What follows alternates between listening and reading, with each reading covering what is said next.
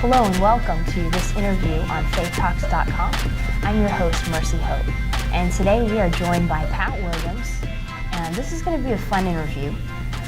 This is not a man who has, I don't think, sat around very much in his life. I was reading over your one sheet, and you've done a few things, so I'm really looking forward to just hearing your life experiences and what you have done, what you are doing, and how your faith has played a role in all of that. Good. So, but what I would love to start out with is one of the things on faithtalks.com is obviously talking about our faith.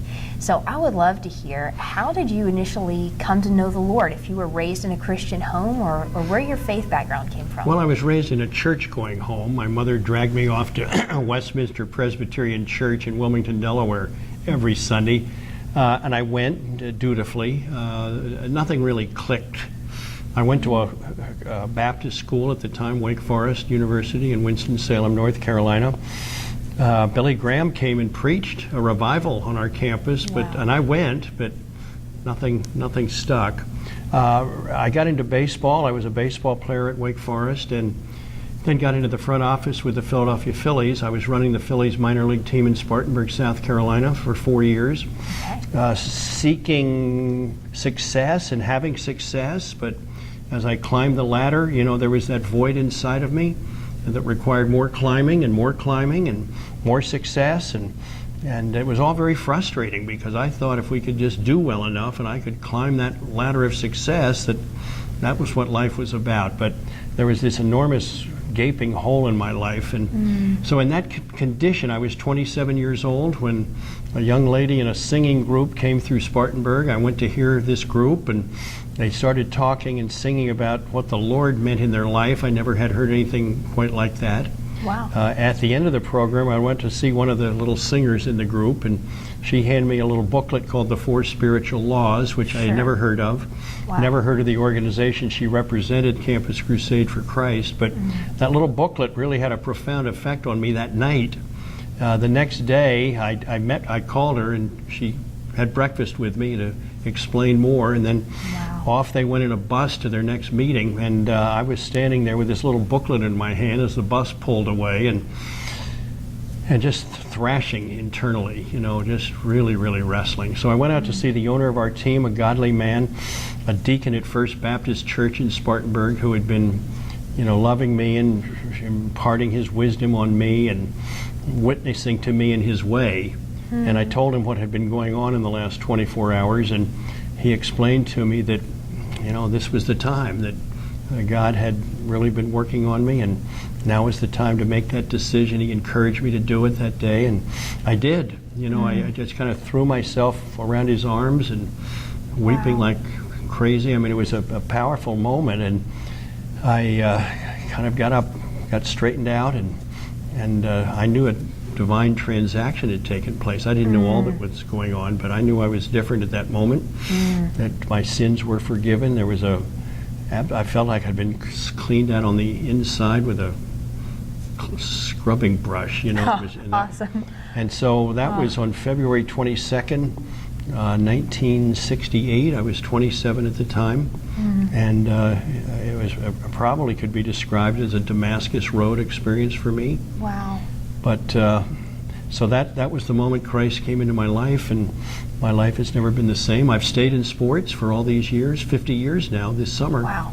And God has given me many, many opportunities through the power of sports in our country, and I've tried to take advantage of them through my sports career.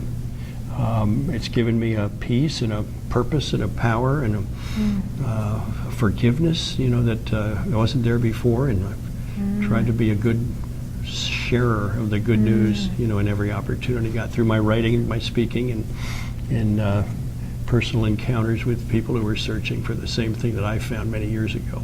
Absolutely, that is awesome. Now, that was when you were 27. Right, I was a young man. That would have been shortly before then that you had gone on to do some work with the Chicago Bulls. Well, that came later. I became a Christian in February of '68.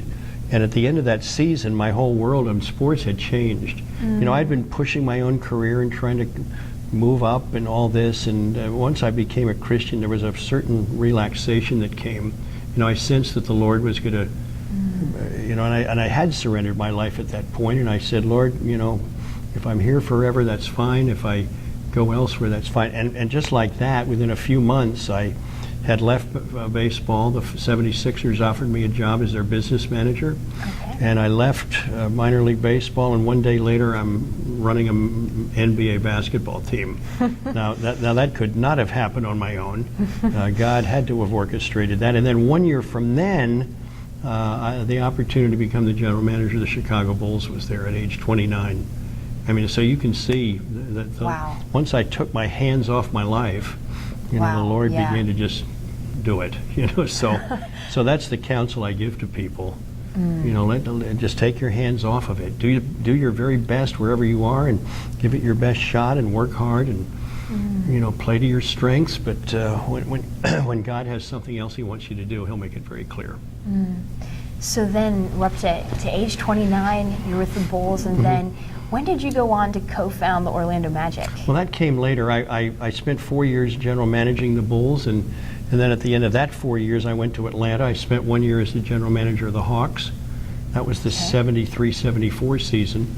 And then in the summer of 1974, the 76ers had an opening at the GM position, and they invited me to come back, and I did, and stayed there for 12 years. From 1974 to 86, 12 really good years. We won the NBA championship in 1983. Okay. And but I was getting restless again, and I could sense that God was doing something. And the ultimate challenge in sports really is to start your own team up, an expansion team in this case. And I had hooked up with some business leaders in Orlando and some governmental leaders, and they invited me to come down and spearhead an effort to bring an expansion team to Orlando. Wow. So we started on that. I'd resigned my position in Philadelphia, and then by faith just moved my family down here. No guarantees that any of this was going to happen. But we started in June of 86, and 10 months later, the NBA had granted us a franchise, along with Miami and Charlotte Wow. and Minnesota. And so they took 4 new teams in, which shocked all of us. But that was, so we put deep roots down here in Orlando. Sure. Played our first season in 1989, the 89-90 season, and getting ready now for our 24th season as an active NBA team. So we've been here 26 years and have deep roots in Orlando. So unless the Lord has some radical surgery, this is where we're gonna be for a long time if we can help it. Absolutely. So, and you mentioned your family. You have a few children. We do. We have a large family. We have Yeah. 19 children. We That is so awesome. we adopted 14 of them from 4 foreign countries over a 10-year period, 1983 to 93. Wow. 4 of the children are from South Korea, 4 from the Philippines, 2 from Romania, and 4 from Brazil. They're all adults now. The youngest is 26. The oldest is 40.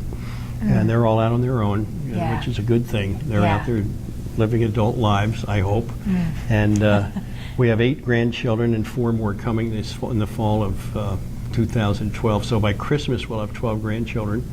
And we're enjoying that process. That's quite an experience. Wow. So many things in your life, from your sports career, the influence that you've had there, to raising that 19 children.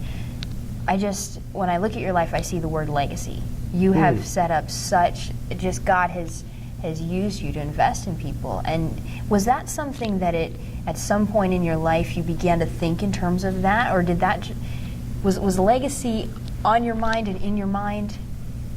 Well, up until I became a Christian, the only legacy I was concerned about was my own career, which I guess is fairly normal when you're in your 20s and starting out and you want to build a career. And so, but I was, it was all about me, really. And then after I became a Christian, there was a radical outlook on life. After becoming a follower of Christ, I realized that it was about other people and what could I do to make a difference in their life. And through the power of sports, and we do live in a powerful sports-crazy nation, Sure. where the coach and the athlete, sports personalities do have a platform of witness.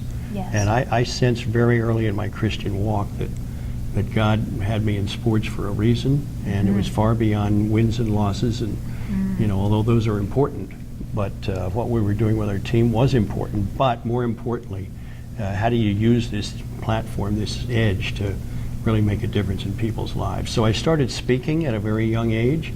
My writing started, but kind of was in and out.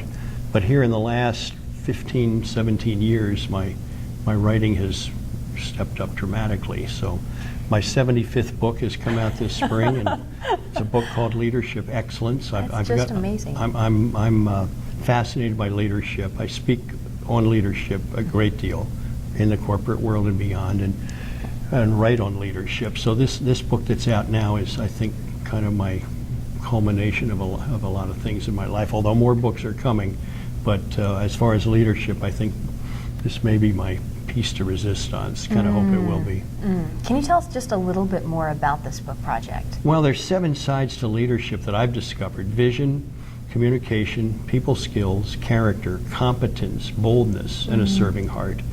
And I think when a leader grasps those 7 sides of leadership, that can make a huge difference in our homes, in the business world, in sports, church, education, facilities. Absolutely. When a leader really begins to study those 7 sides and put them into practice, some amazing things can happen through America and around the world. And so hopefully this book will be a good teaching guide. It's filled with stories and illustrations and examples from history and stories from my own life and career. And I think it can make a difference if people dig into it. It's out now. It's in bookstores and up on Amazon. And the early response has been wonderful in this book. So hopefully people will really get some value from it. Absolutely. Well, you certainly have the credentials to write a book on leadership. Thanks. And our time is flying by here. I feel like we could just probably talk for hours, but I know that we can't do that today. But thank you so much for being with us. And do you have a parting word of encouragement? This is going to be watched by people all over the world. So all ages, all races, coming from all backgrounds, some who've probably followed your career to a degree and what you've been doing, and some people who have never heard of you but have listened to this content. But what is just a word that you'd like to speak to our viewers? Well, maybe I should just summarize what we talked about on leadership, because everything rises and falls on leadership. Always has, it always will. It'll always be a topic of great discussion, not just in America, but around the world. And so maybe this little poem, Mercy, would be a good way to finish and summarize what we were talking about with regard to this book, Leadership Excellence.